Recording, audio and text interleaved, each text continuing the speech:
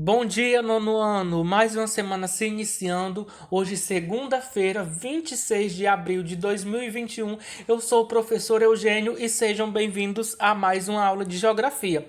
A nossa aula de hoje, nós vamos dar continuidade a uma das aulas que nós tivemos no primeiro bimestre. Foi uma das últimas aulas.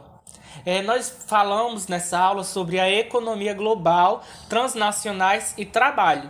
Falamos sobre como funcionava o fluxo de mercadorias, que era o comércio global e desigual, e falamos também sobre as transnacionais. Hoje vamos dar continuidade a esse conteúdo. Nós vamos falar sobre a fábrica global e a nova divisão internacional do trabalho. Vamos começar a nossa aula 2. Nessa nossa aula, nós vamos falar sobre como funciona o mercado de trabalho no século 21. O aumento do desemprego na economia global. Existem muitas causas para o desemprego, mas na atual fase da globalização, a inserção das novas tecnologias dos processos produtivos tem contribuído para aumentar o problema, ou seja, a substituição de máquinas por pessoa. A esse tipo de desemprego dá-se o nome de tecnologia ou estrutural, derivado em grande parte da substituição da mão de obra pela mecanização, que foi isso que eu falei agora há pouco, pela automação e pela informatização do processo produtivo. Vamos ver já aqui a figura 14. Embora mais presente nos países desenvolvidos, o desemprego tecnológico também atinge os demais países. Ou seja, quanto mais desenvolvido o país, menor a chance de ter um emprego pessoal, pois esses empregos, a maioria deles, são as máquinas que fazem. Temos aqui a figura 14. Nessa figura, nós vamos fazer uma comparação entre as duas. Na foto A, nós temos a linha de montagem de indústria automobilística na cidade de São Paulo. Essa foto é de 1923, no início do século XX, quando ainda não havia maquinário moderno nem robôs operando na montagem dos automóveis. Ou seja, esses automóveis eles eram produzidos pelas pessoas. Para fazer esses automóveis, grande número de trabalhadores se revezavam em vários turnos para dar conta de todas as etapas de produção do automóvel.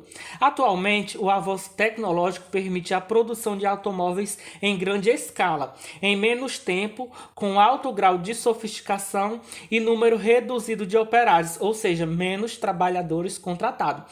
Aí nós temos aí a foto B. Ela destaca para o uso de robôs na indústria automobilística no município de Jacareí, em São Paulo. Essa foto é de 2015. As máquinas elas estão substituindo os trabalhadores nesse setor. Ou seja, na foto A temos a imagem do carro que era produzido por pessoas. As pessoas produziam esse carro. Já na foto B, nós temos a imagem do carro sendo construído por máquinas. Ou seja, as pessoas elas foram substituídas, perdendo os seus empregos pelas máquinas, que dá uma economia maior ainda para os grandes fabricantes. Entretanto, é importante compreender que não é somente a introdução de tecnologia nas cadeias produtivas a responsável pelo desemprego estrutural, mas sim a lógica da capital que, por meio de novas técnicas de produção, visa economizar como pagamento de mão de obra e obter mais lucros. Ou seja, as empresas elas substituem as pessoas pelas máquinas por um lucro maior. Além de economizar tempo por ser produzido mais rápido, eles não estão pagando aquelas máquinas por mês. Elas somente, às vezes, têm alguns reparos quando elas dão algum problema. Já a pessoa não, a pessoa física não. Ele todo mês ele tem aquele salário fixo para receber. Assim, com as máquinas, as empresas têm um lucro maior nos seus produtos. As dificuldades impostas pelo desemprego estrutural somam-se ainda às do desemprego conjuntural ou cíclico.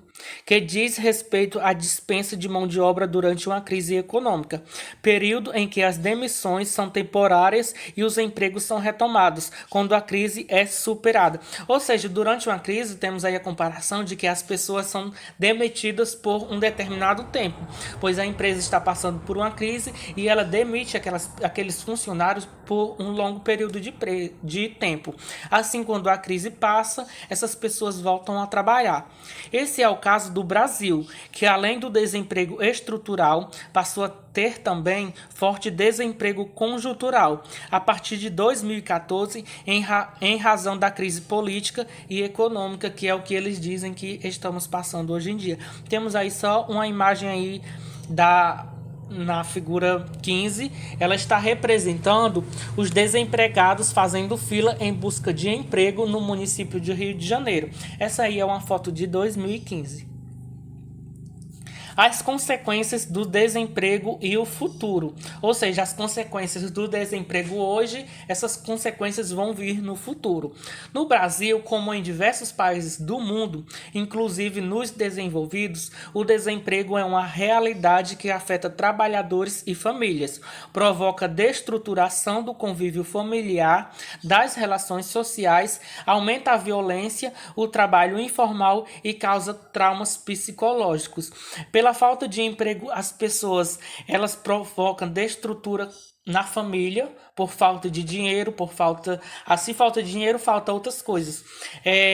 Aumenta a violência. Se as pessoas não têm emprego, elas procuram outra maneira de conseguir dinheiro. Assim gera violência, pois tem vários roubos e outras coisas a mais. Calcula-se que nos países desenvolvidos, cerca de 80% das perdas de emprego estão relacionadas à implantação de novas tecnologias no sistema produtivo e o restante ao desemprego conjuntural e à transferência de empresas para países menos desenvolvidos. Foi o que eu falei agora há pouco. Só que aqui tem um ponto a mais, que é transferências de um país para outro. Ou seja, se o país já é desenvolvido, eles transferem a empresa para um país menos desenvolvido para gerar mais lucro. Assim, com a descentralização da atividade produtiva realizada pelas transnacionais em direção aos países menos desenvolvidos, é de esperar que o desemprego estrutural se agrave nesses países e que se inclui o Brasil. Mas se entendermos que a revolução técnico-científico-informacional prosseguirá o seu curso, novas profissões serão criadas, e assim não somente o Brasil, mas outros países deverão reformular os seus modelos de educação para fazer frente a esse desafio. Vamos ver aqui a figura 16. Na figura 16, nós temos uma foto que vai muito além da nossa realidade. Nós temos aqui alunos que utilizam um robô em aula na cidade de Tampere, na Finlândia. Essa foto é de 2017. Bom, gente, esse foi o nosso conteúdo de hoje. Espero que vocês tenham entendido alguma coisa. Agora vamos para o WhatsApp fazer nossa atividade do dia.